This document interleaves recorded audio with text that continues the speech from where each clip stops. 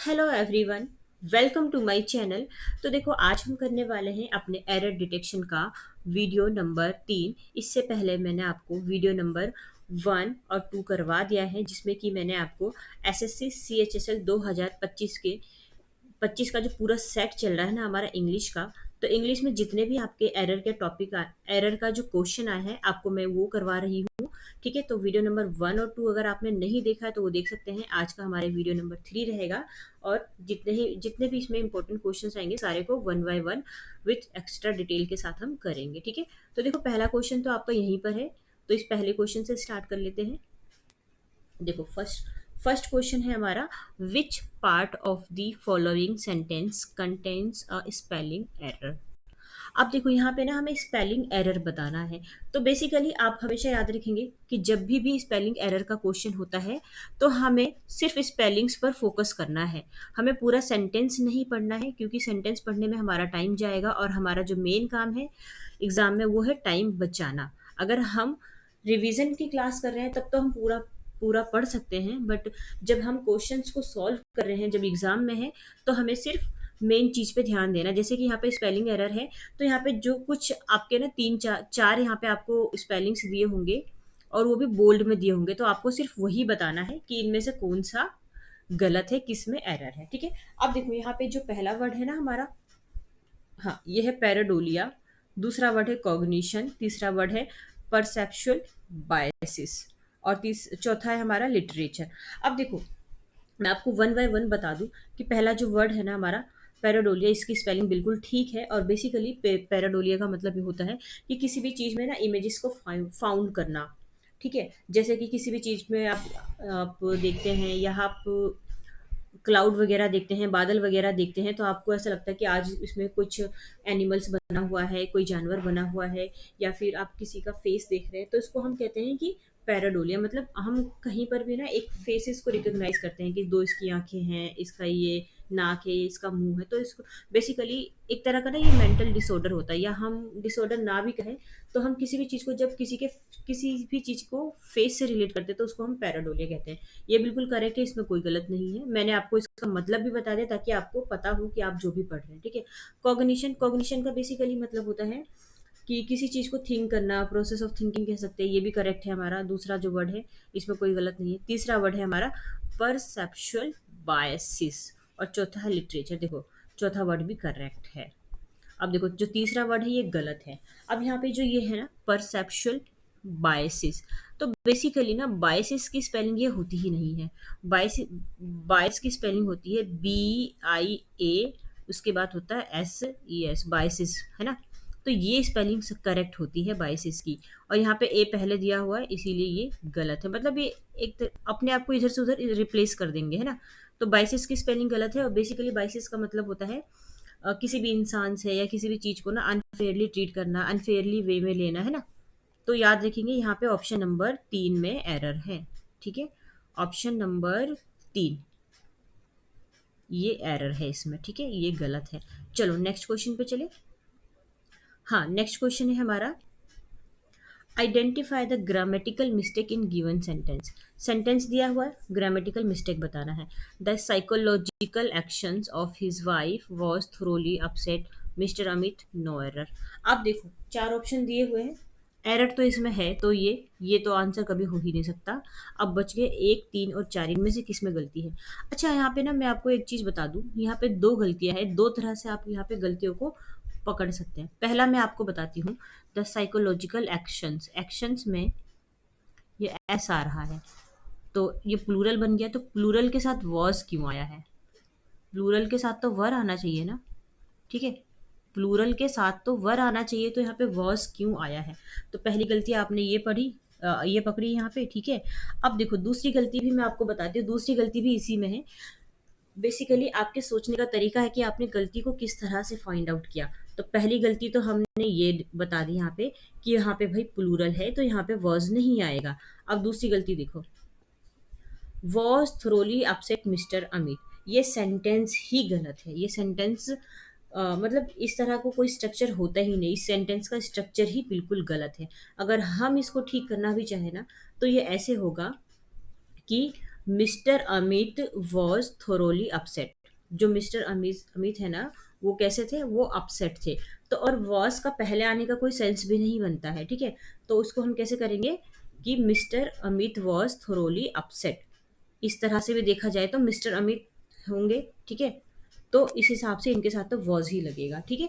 तो आप दो तरह की गलतियां फाइंड आउट कर सकते हैं, एक तो वर वाली गलती, या आप वॉज लगाना चाह रहे हैं तो मिस्टर अमित के बाद वॉज आएगा, ठीक है। तो आई होप कि आपको ये समझ में आ गया होगा, ठीक है, क्योंकि यहाँ पे स्ट्रक्चर का एरर था, ठीक है। तो चलो नेक्स्ट पे चले। इसमें जो हमारी गलती किस में थी है, was thoroughly upset with upset, ये वाला, ये इसमें हमारा हमारा गलत है, ठीक है। चलो नेक्स्ट पे चलते हैं। हाँ देखो, नेक्स्ट है हमारा identify the incorrect sentence. Incorrect sentence हमें बताना है। अब देखो, द प्रिंस फर्स्ट पढ़ते हैं, the principles of science is difficult to understand. Science के जो प्रिंसिपल है उसको पढ़ पाना, उसको समझ पाना डिफिकल्ट है। Reactions to the annual play have been favourable. देखो यहाँ पे बेसिकली मैं आपको गलती बता देती हूँ। अच्छा, यहाँ पे आप ये देखेंगे, यहाँ तो आंसर भी दिया हुआ है, ये शायद ये टाइप करने वाले ने गलती से इसका आंसर भी टाइप कर दिया है। कोई बात नहीं, देखो प्रिंसिपल्स है, प्लूरल है, तो प्लूरल के साथ इज क्यों आया, है ना। ये ऐसे रिलेट करेंगे, प्रिंसिपल्स के साथ तो आर आना चाहिए ना, तो इस क्यों आया, यानी कि गलती तो इसमें ही है ना, यही गलत है हमारा। पर आगे भी देख लेते हैं। रिएक्शंस है और हैव है, ठीक है। तो यहाँ पे ये भी प्लूरल है और ये भी प्लूरल है, तो ये तो करेक्ट है। अब यहाँ पे the author of the stories in this book is Mary Gomes, ठीक है। देखो ये तो सारे गलत ही है, सॉरी ये बिल्कुल ठीक है, ठीक है। हमारा जो गलत है ना, ऑप्शन नंबर 1 है, क्योंकि प्रिंसिपल्स के साथ ना इज नहीं आएगा, आर आएगा, ठीक है। प्लूरल के साथ प्लूरल फॉर्म लगेगी इसकी, ठीक है। तो ऑप्शन नंबर 1 हमारा इसमें गलत था, तो ये हमारा सही आंसर हो जाएगा, ठीक है। तो नेक्स्ट पे चलते हैं। नेक्स्ट क्वेश्चन है हमारा, which part of the following sentence contains a spelling error. Spelling error बताना है। अब कभी भी स्पेलिंग एरर बताना हो तो जो बोल्ड में स्पेलिंग्स दी हुई है आपको उसको अंडरलाइन कर लेना है, या फिर जो भी बोल्ड में है आपको सिर्फ उस पर ही ध्यान देना है। पूरा सेंटेंस पढ़ के आपको टाइम वेस्ट बिल्कुल भी नहीं करना है। मोनोग्राफ, इसकी स्पेलिंग बिल्कुल करेक्ट है, ठीक है। हिस्ट्रियोग्राफी और है डेप्थ, ये है मेथोडोलॉजी। देखो हिस्टोग्राफी है ना, इसकी स्पेलिंग ये गलत है, क्योंकि हिस्टोग्राफी ऐसा कोई वर्ड नहीं होता, और साथ में इसकी जो स्पेलिंग वो टोटली गलत है। डेप्थ की ठीक है, ये भी ठीक है, ये भी ठीक है। देखो हमारा जो एरर है ना वो 2 में है, 2 में जा रहा है, तो ये 2 वाला हमारा जो है ये करेक्ट आंसर होगा, क्योंकि एरर इसी में है। अब देखो हिस्टोग्राफी कुछ नहीं होता, ये करेक्ट जो इसका लिखा जाता है ना, इसको ये होता है हिस्टोरियो हिस्टोरियोग्राफी, ठीक है। करेक्ट ये होता है हिस्टोरियोग्राफी। हिस्टोरियोग्राफी का बेसिकली मतलब होता है हिस्ट्री ऑफ हिस्ट्री, मतलब हिस्ट्री की भी हिस्ट्री को हम कहते हैं हिस्टोरियोग्राफी के, मतलब कि जो हिस्ट्री कैसे लिखी गई है, किस तरह से इंटरप्रिटेड की गई है, रिकॉर्ड की गई है ना। तो ये सारी चीज़ें आती है हमारी हिस्टोरियोग्राफी में। हिस्ट्रियोग्राफी कुछ नहीं होता, हिस्टोरियोग्राफी होता है। तो इस ये जो वर्ड है ना, इसको एग्जैक्ट याद रखेंगे, इसकी स्पेलिंग को याद रखेंगे, ठीक है। तो चलिए नेक्स्ट पे, नेक्स्ट क्वेश्चन पे आते हैं। देखो सेंटेंस का एरर बताना है, यहाँ पे एक सेंटेंस भी दिया हुआ और सेंटेंस हमें अलग ही कलर से हाईलाइट हो रहा है, ठीक है। Children who does not read books will never be able to receive information in any way. Information word भी ठीक है, यहाँ तो कोई गलती नहीं है। देखो चिल्ड्रन के साथ डज नॉट क्यों आया है। चिल्ड्रन चिल्ड्रन वर्ड ना ये प्लूरल होता है, क्योंकि बहुत सारे बच्चे हैं, तो ये प्लूरल है, तो प्लूरल के साथ डस डस तो नहीं आएगा, प्लूरल के साथ आएगा प्लूरल वर्ब। तो प्लूरल वर्ब हो जाएगा आपका डू नॉट। डज नॉट होता है सिंगुलर आपका, ये सिंगुलर होता है, ठीक है। और डू नॉट प्लूरल होता है, तो चिल्ड्रन के साथ डू नॉट आएगा, डज नॉट नहीं, डू नॉट आएगा, ठीक है। तो ऑप्शन नंबर 1 ही हमारा ये एरर वाला है, और हमें एरर ही फाइंड करना था, तो हमारा ऑप्शन नंबर 1 जो है ना ये करेक्ट आंसर हो जाएगा। ठीक है, तो ये याद रखेंगे। ठीक है, चले नेक्स्ट क्वेश्चन पे। हम्म अब देखो यहाँ पे जो हमारा नेक्स्ट क्वेश्चन है,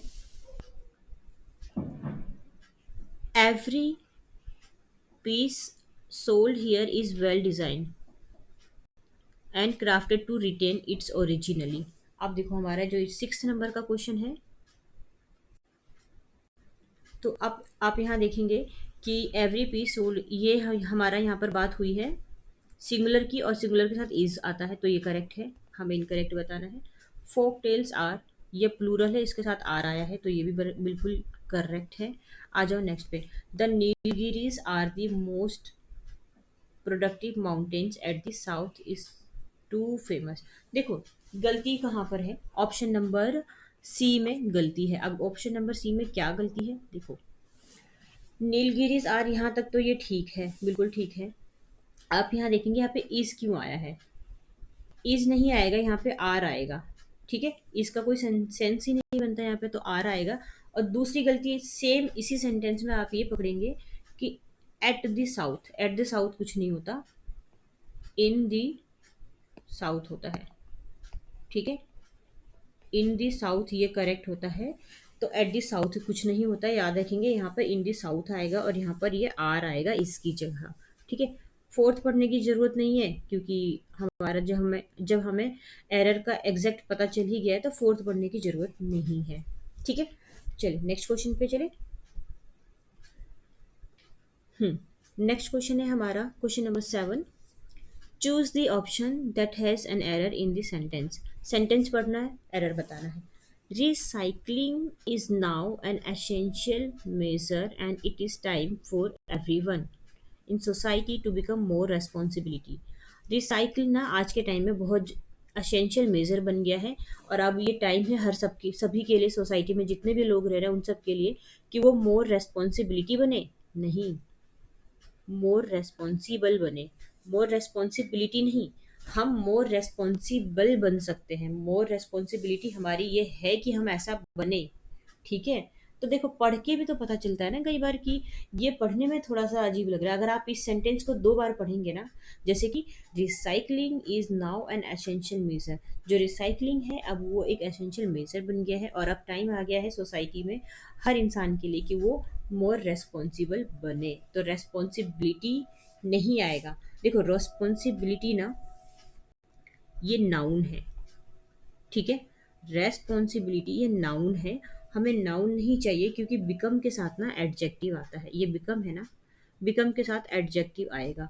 ठीक है, तो इसको एडजेक्टिव बनाने के लिए ही ये रेस्पॉन्सिबल वर्ड आएगा यहाँ पर। ठीक है, तो ऑप्शन नंबर 1 नहीं, सॉरी ऑप्शन नंबर 1 नहीं, ऑप्शन नंबर 4 में हमारा ये एरर है, मोर रेस्पॉन्सिबल होगा। ठीक है, तो आई होप कि आपको ये अच्छे से समझ में आ गया है। नेक्स्ट पे चलिए, नेक्स्ट पे आ जाओ। Choose the option that has an error in the sentence. Sentence को पढ़ के बताना है error. How important is non verbal communication. Non verbal communication कितना ज़रूरी है, जैसे कि हमारे फेशियल एक्सप्रेशंस होने चाहिए, जेस्चर्स होने चाहिए जब हम बात कर रहे हैं। देखो फेशियल एक्सप्रेशन मतलब फेस को हम किस तरह से बना के बोल रहे हैं, हम कुछ बोल रहे हैं तो उसको हम फेशियली अपने एक्सप्रेशन को दे रहे हैं या नहीं। जेस्चर, हाथ को हिला के किसी चीज़ को बताना, समझाना, हम कुछ भी बताते हैं तो हमारे हाथ हिलते हैं ना। देखो बेसिकली ना इस सेंटेंस को पढ़ने के बाद यहाँ पे कोई भी एरर तो है ही नहीं। अब हाँ, आप हर बार कोई एरर निकालेंगे ये जरूरी भी नहीं है। ठीक है, देखो एक बार और पढ़ते हैं इसको। How important is non verbal communication. जो नॉन वर्बल कम्युनिकेशन है वो कितना इंपॉर्टेंट है, जैसे कि हमारे जो फेशियल एक्सप्रेशन है, हमारे जेस्चर्स है जब हम बात कर रहे हैं, तो यहाँ पे कोई गलती है ही नहीं, तो हमें यहाँ पे एरर की रिक्वायरमेंट है ही नहीं। ठीक है, अब देखो ऑप्शन नंबर है ना डी, नो करेक्शन रिक्वायर्ड, किसी भी करेक्शन की रिक्वायर्ड नहीं है, क्योंकि ये सेंटेंस पूरा ठीक है, बिल्कुल ठीक है। ठीक है, तो चलो नेक्स्ट पे चले। नेक्स्ट है हमारा identify the part of the sentence that contains an error. Error बताना है। No sooner had she left the room when the lights went out. देखो यहाँ पे ना मैं आपको वैसे नो सूनर का कंसेप्ट बता देती हूँ एक बार। पहले मैं आपको गलती बता देती हूँ कि गलती इसमें है कहाँ पर।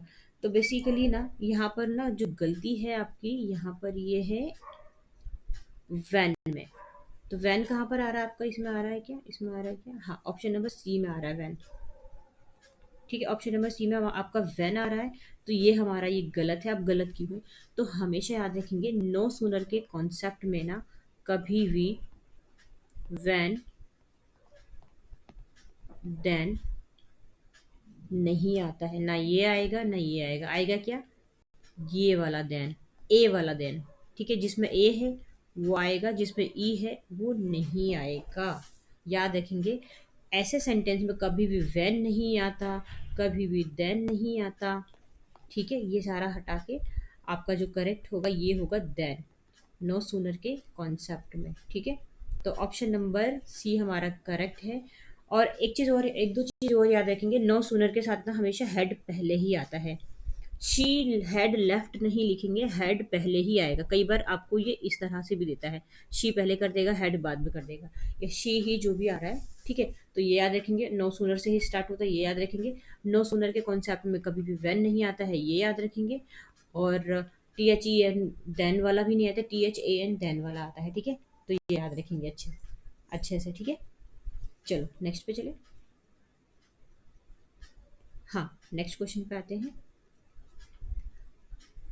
ग्रामेटिकल एरर बताना है।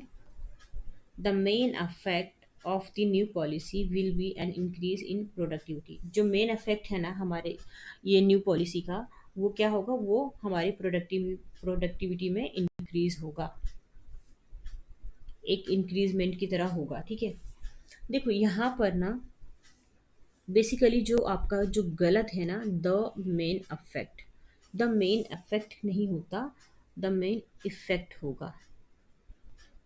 एक मिनट, यहाँ पे अफेक्ट ना होके इफेक्ट होगा।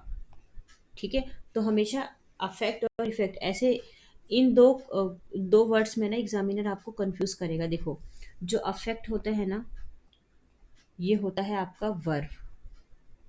ठीक है, और जो इफेक्ट होता है ना ये नाउन होता है। ठीक है, तो वर्ब एकदम से नहीं आ सकता है स्टार्टिंग में, तो आप याद रखेंगे यहाँ पे हमें नाउन की ज़रूरत है। ठीक है, नाउन की ज़रूरत है, तो नाउन वाला लेंगे। नाउन वाला कौन सा होता है हमारा, ये नाउन वाला होता है इफेक्ट, द मेन इफेक्ट, जो मेन इफेक्ट पड़ा है। ठीक है, तो यहाँ पे इसीलिए इफेक्ट आएगा। तो ऑप्शन नंबर 1 में ही हमारा ये एरर था। ठीक है, देखो मैंने 10 को इम्पोर्टेंट क्वेश्चन आपको करवा दिए हैं, और मैं ये कहना चाहती हूँ कि आपको मेरी वीडियो अगर अच्छी लगती है ना तो आप लाइक एंड सब्सक्राइब कर सकते हैं, अपने दोस्तों को शेयर कर सकते हैं जो भी एग्जामिनेशन वगैरह की तैयारी कर रहे हैं। ठीक है, क्योंकि मैं आपको एक चीज़ बहुत ही स्प्रेड वे में बताती हूँ, अच्छे से उसको कंसेप्ट के साथ बताती हूँ। ठीक है, तो फिर मिलते हैं नेक्स्ट वीडियो में। आज के लिए फिर थैंक यू सो मच। ठीक है।